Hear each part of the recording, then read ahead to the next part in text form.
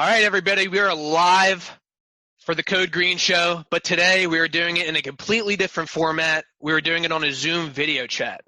Again, welcome to the Code Green Show, and this is your host, Dean Seidman, Season 2, Episode 2. And I thought about it. Who would be a very good guest to kick off Season 2? We just had Dr. Julie Richmond at Rowan University, and I thought of this person, and I thought he would be an amazing guest. Before I introduce him, I have a few quick announcements. First of which, if you are an athlete who had your season canceled, I hope that you have found productivity in your free time. I hope that you have spent this time with your family to reflect on all the great privileges and blessings that you have.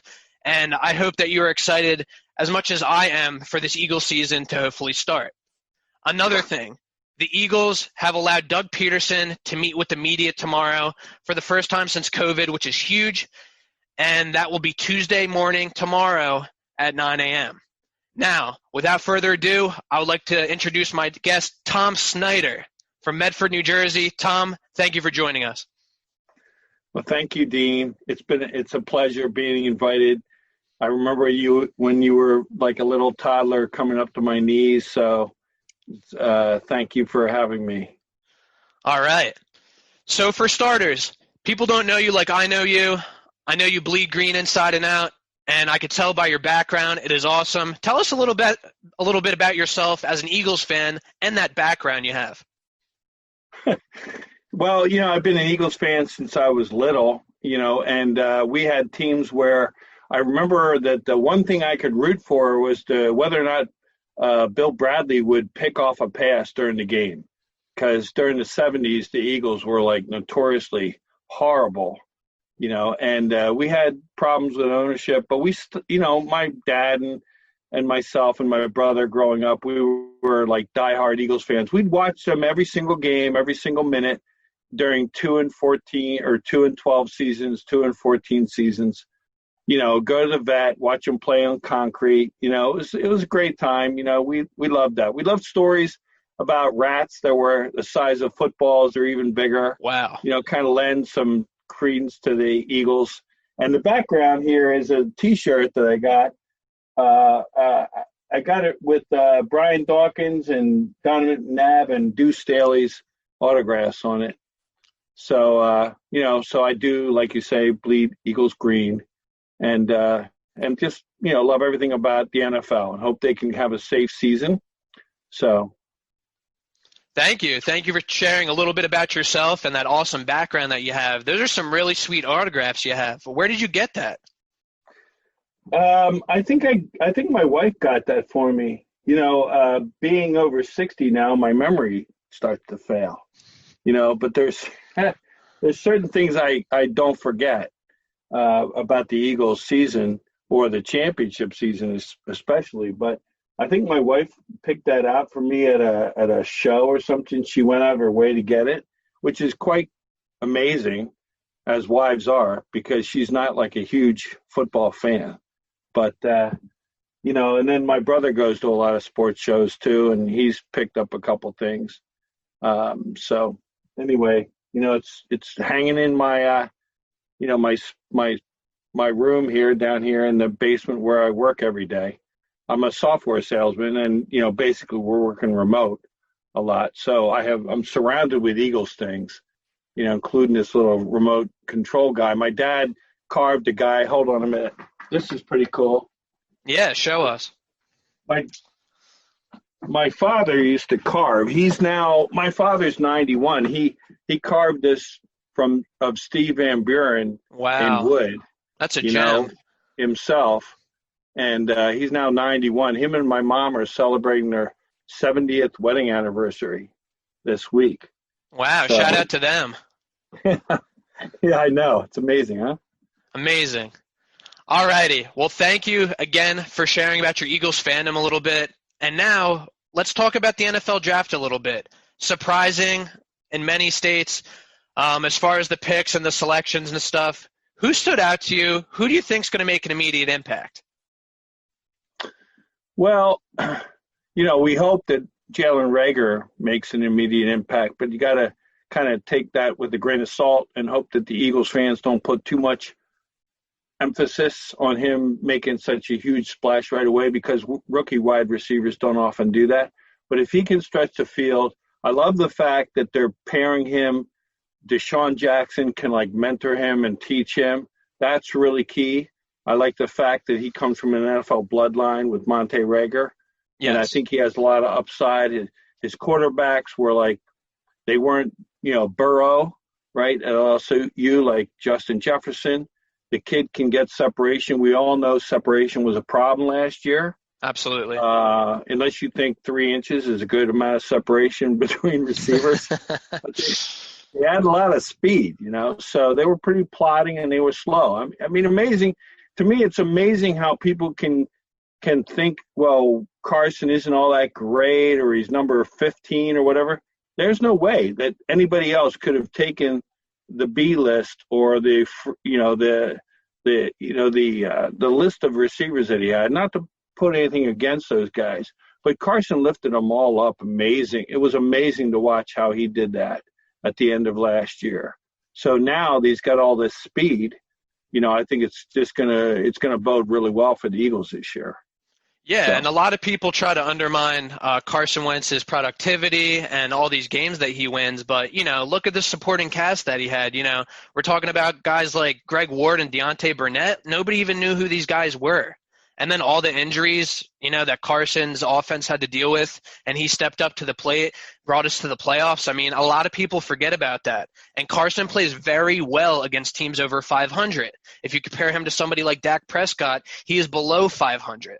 So if you're looking at the NFC East in general, I feel like Carson Wentz is definitely the favorite. And if we're looking at the entire scale of the NFL, in my book, I put him as a top 5 quarterback because the miracles that he makes with the supporting cast that he has. And this year, it's going to be really cool to see the success that he has, especially with somebody like Deshaun Jackson to groom the new rookie Jalen Reagor and the guys that we added on defense, which we will talk about later in this interview. But, yeah, great points that you made about Carson Wentz, and I believe as well that Jalen Reagor will be the best pick of this whole draft class. Well, that's great to hear. I mean, I think that we've got a great offensive line, and I think that the NFL season comes down to attrition, right? Who stays healthiest? And we hope that Dillard can stay healthy and make an impact and do well. I think Wentz, given some time, is one of the top 5 quarterbacks. I agree with you. I think that they struck gold in the second round with the running back last year. And the right side of that line is just incredible. If you watch some of what they're doing off season, Lane and Brooks are I don't know, they're like Thor Ragnarok. I mean, those two guys are really they're true bruisers. Absolutely. I mean, if you look at the productivity standpoint, to say productivity again, you look at the production, not Jason Peters, but if you're looking at Lane Johnson and Brandon Brooks, they're perennial Pro Bowlers, and that speaks for itself. Now, if you look at the left side of the line with Andre Dillard, I feel like being groomed by Jason Peters and having great influences, like you mentioned with Brooks and Lane Johnson, I feel like Andre Dillard, you can immediately insert him and expect a decent level of play. He was our first-round pick 2 years ago, and I feel like with the guys around him, he's really going to be able to catch fire with the Eagles offense. Yeah, I do too. I think that this season bodes really well. I mean, they do have a tougher schedule, even though they kind of rank their schedule middle of the pack. It seems tougher to me, but they keep people healthy. They keep Carson upright. And I think the secondary should be better as well. I think on the defensive side, you got Maddox. And I just kind of get this sense that Sidney is going to come back this year and prove that he's capable of starting in this league. There's something about Sidney that makes me think that he's going to do it this year. But then again, we're always optimistic here in Philadelphia. Right. Until the first turnover, and then we're all booing, Right. And, people love to jump on the bandwagon after that beautiful Super Bowl win. But like you said, there's no fair weather fans in Philadelphia. They can hit the road because we know true Eagles fans like you and myself, we stick with this team. We stick with this team through thick and thin. And you were talking about even as a child, sticking through 2 and 14 seasons. So I know I'm not talking to a fair weather fan here, and let's talk about that defense a little bit more. So let's talk about the biggest acquisition in all-pro cornerback Darius Slay from the Lions. I felt like what we traded in order to acquire him was not a lot by any means, and he immediately adds a lockdown cornerback to this defense. What do you think? Yeah, I would agree with you, Dean. I think Darius Slay he's first of all he's a playmaker, right? He's proven that, like, he can turn games. He's significant talent in that regards. They talk about whether he lost a step or not, and last year, as far as his rankings go, he was lower. But I have to think that there might have been some nagging injuries with that. I mean, his mentality is top shelf, but I think that at 29 or 30 or whatever it is, he still could have several good years left. So I'm psyched that he's on the team. I'm not sure whether they would have been better off getting Byron Jones, without having to give up draft picks. But Byron Jones commanded a lot of money, and, I think Slay is more of a playmaker than Byron Jones. So I agree. I think that I'm just hopeful. Let's put it that way. And I think they've got enough. They've got some good depth now in the secondary.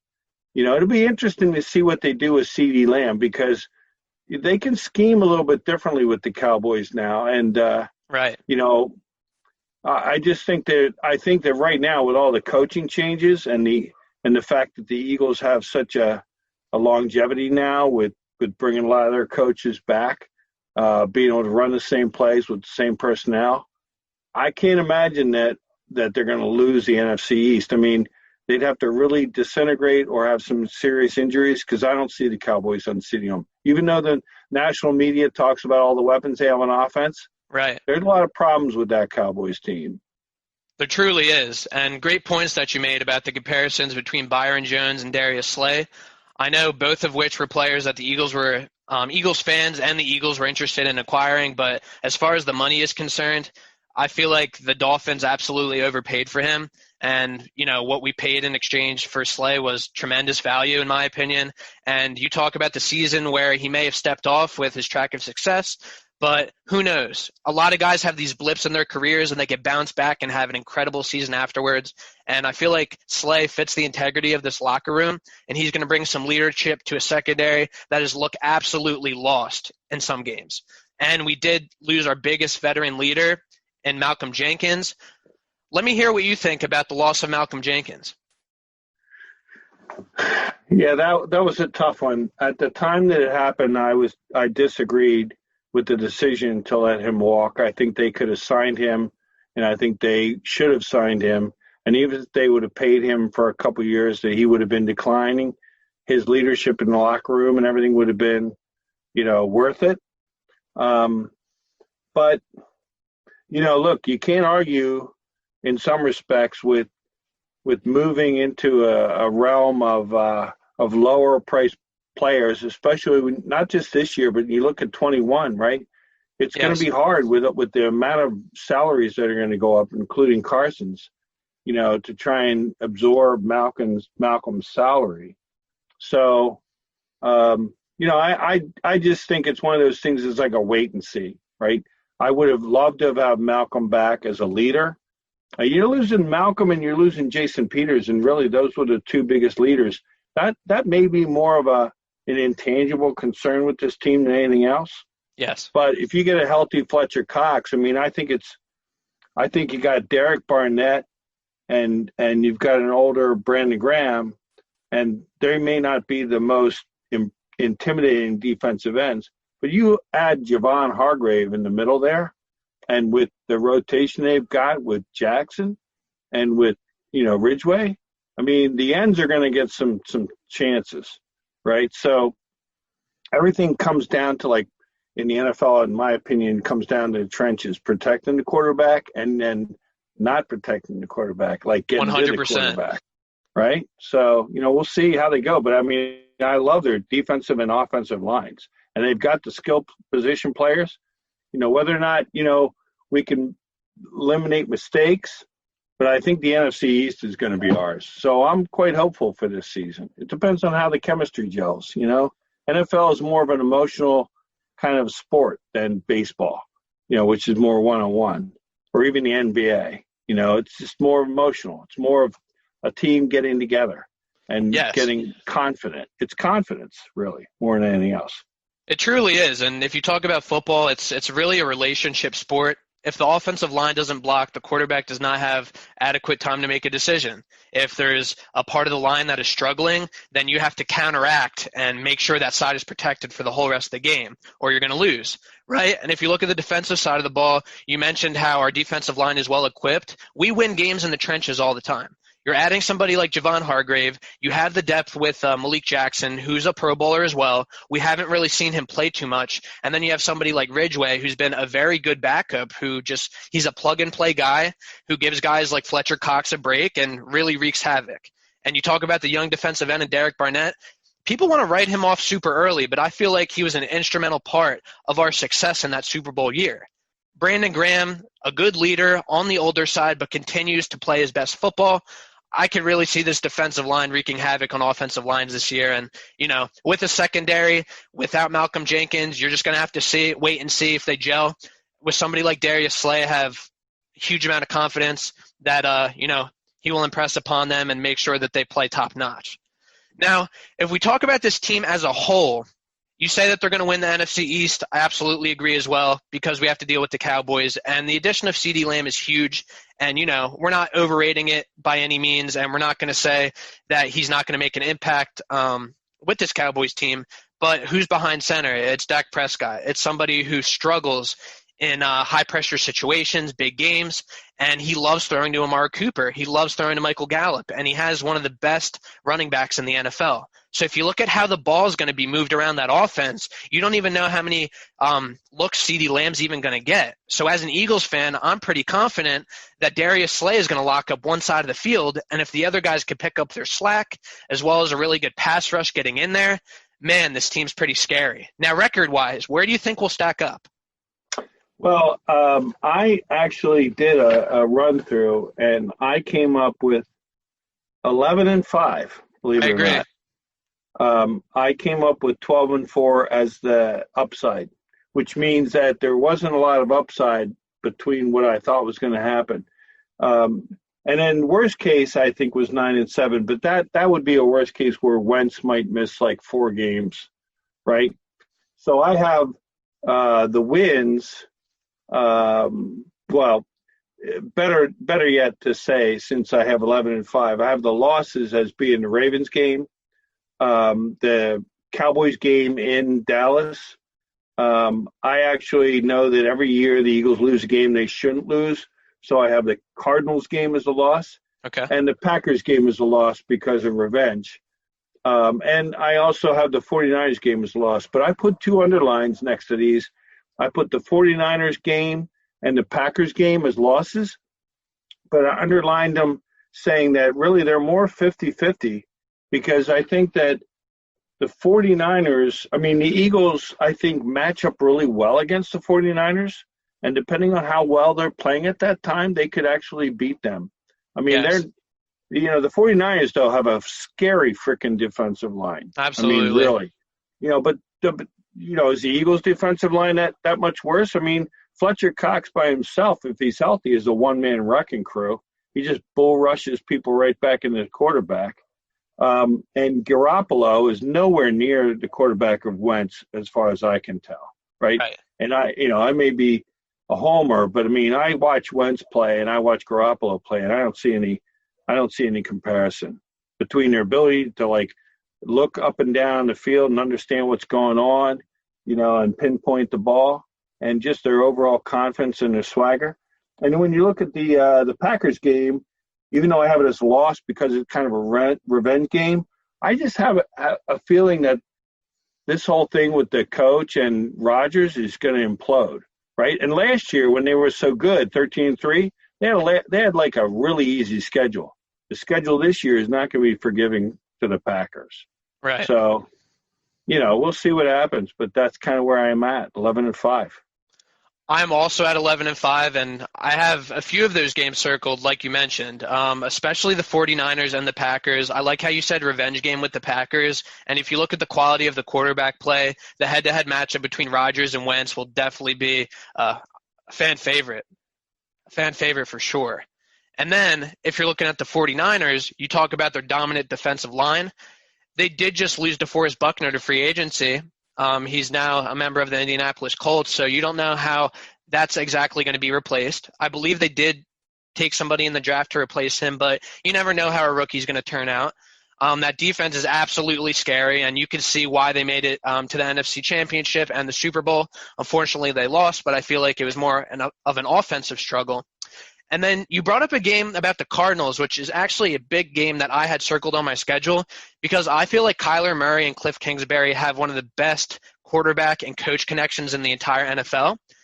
And the fact that you got the league's best wide receiver, in my opinion, DeAndre Hopkins, now on your roster, I feel like it really allows Kyler Murray and Cliff Kingsbury to be very creative. You know, you have a reliable target that you could throw to 9 times out of 10, and he'll come down with it 9 times out of 10.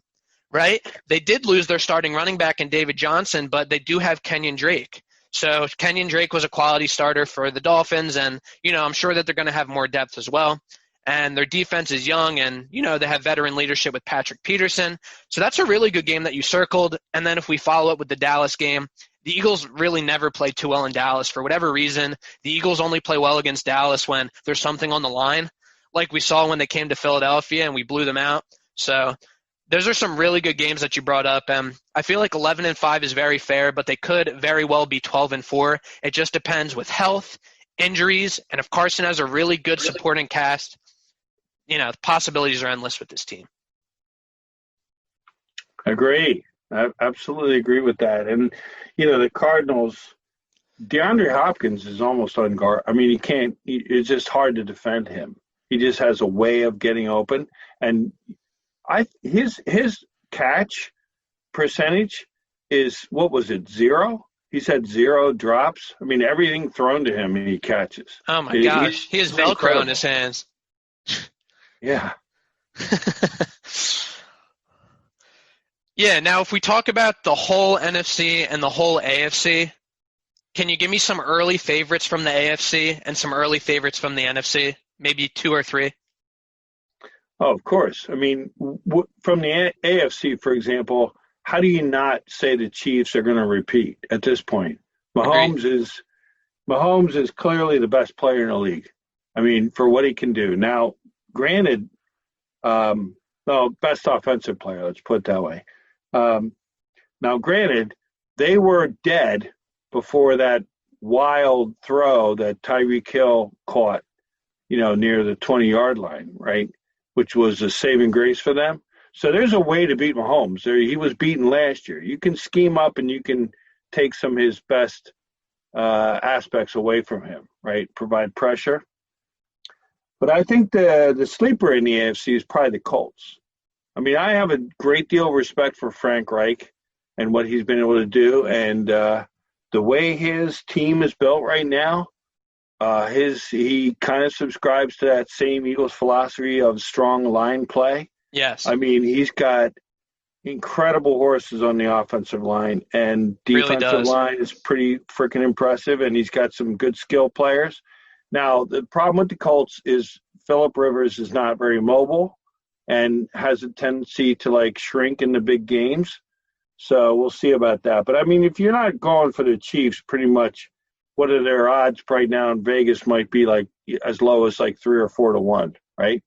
And I don't see any other team at this point with a quarterback that can really challenge Mahomes. So, you know, defense would have to beat him.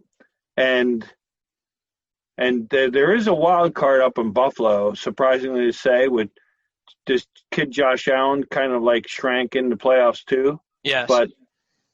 But he's got the skill and the talent, and McDermott knows how to play defense. So, you know, they got some lockdown corners, so they could negate some of his best weapons.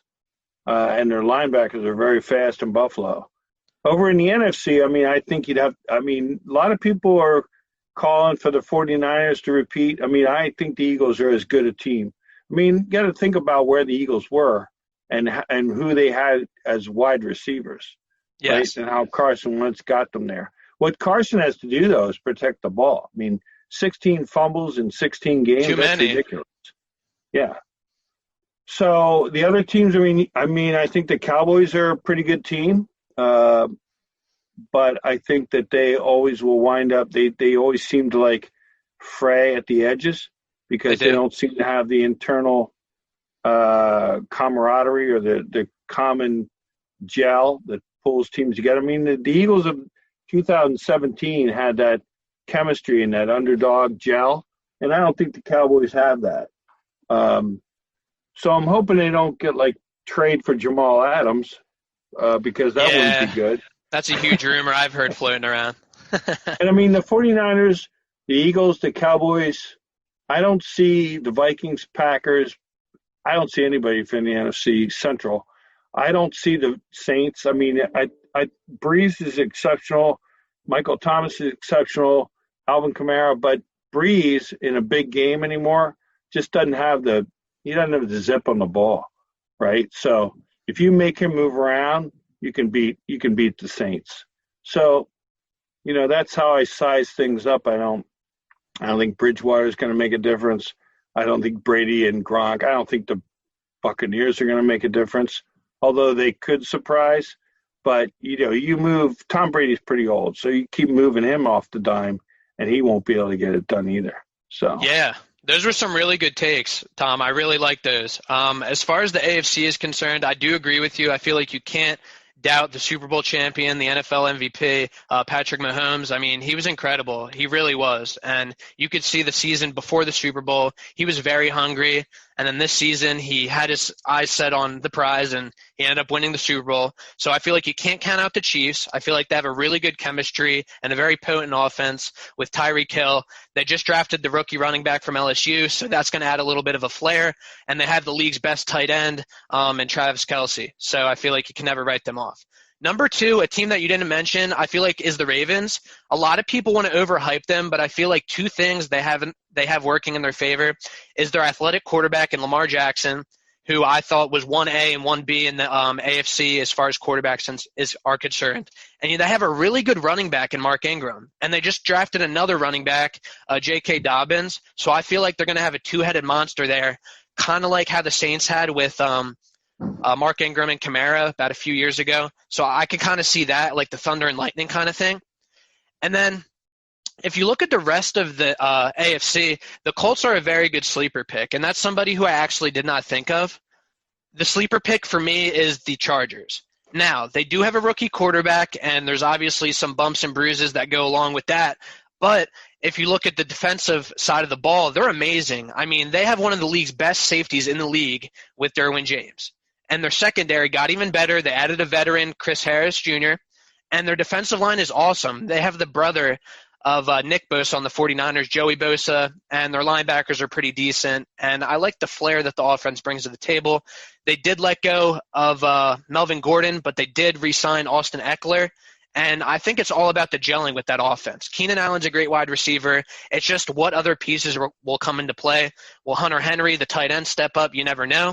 So that's my AFC.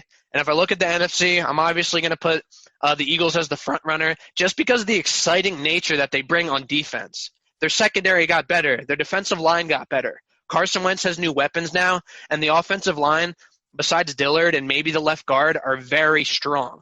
So I like the Eagles here. I also like the 49ers because you can't doubt the reigning champ. You did mention Jimmy Garoppolo. He either plays up to the occasion or he doesn't, and you saw that in the Super Bowl. Now, the third team, which a lot of people really don't pay too much attention to, is the Falcons. It's a sleeper team for me, and here's why. They signed Todd Gurley. He passed his physical. He's extremely healthy. If you look at Todd Gurley's role 2 years ago in the Super Bowl for the Rams, he was the reason why they even made it to the Super Bowl. Jared Goff was single-handedly carried by Todd Gurley, Now, not only Matt Ryan has Julio Jones and Calvin Ridley, now they have a workhorse running back like Todd Gurley and a defense filled with great edge rushers and secondary. I feel like teams can't write off the Falcons, and I feel like the Buccaneers just won't gel. Well, so I'm not scared of the Falcons. I think that Matt Ryan, local guy, I know, is a very talented quarterback, but for some reason in big games, he just doesn't seem to get it done. And I think Todd Gurley's wheels are a little older and creakier, so I'm not scared of him at all. You did mention the Ravens, though. That was one that maybe I should have mentioned along with the Colts, because the Ravens are a very good team, and Lamar got kind of the offensive coordinator for the Ravens got kind of outcoached, frankly, in that game, and didn't take advantage of Lamar's ability. But yeah, they're a very, very talented team, and that rookie Dobbins is the real deal. So, that's a good point. I didn't think about that. It's like anything else, Dean. It's going to come down a lot. Attrition. The NFL is a league that, depending upon the injuries, a lot of it's going to hinge on that. Certain key players can go down and can take other players with them. But for sure, I really am excited about this season for the Eagles. I think they're well positioned. I think the secondary. I think that they have, of all the team, they have more consistency in terms of the fact that their coaches have been there a long time. Yes. And they've gotten used to the system. And I think that anything could really happen. I think the AFC is the least of my concerns, right? Because you got to win the NFC. Yes. Right. So, it's interesting to see some of the talent that has been moving around within the league. I definitely think the Eagles are looking at a youth movement, and I think that's the right way to go. Especially with some of the salaries they're going to have to pay out. So, agree about the Ravens, though. That's a good pick.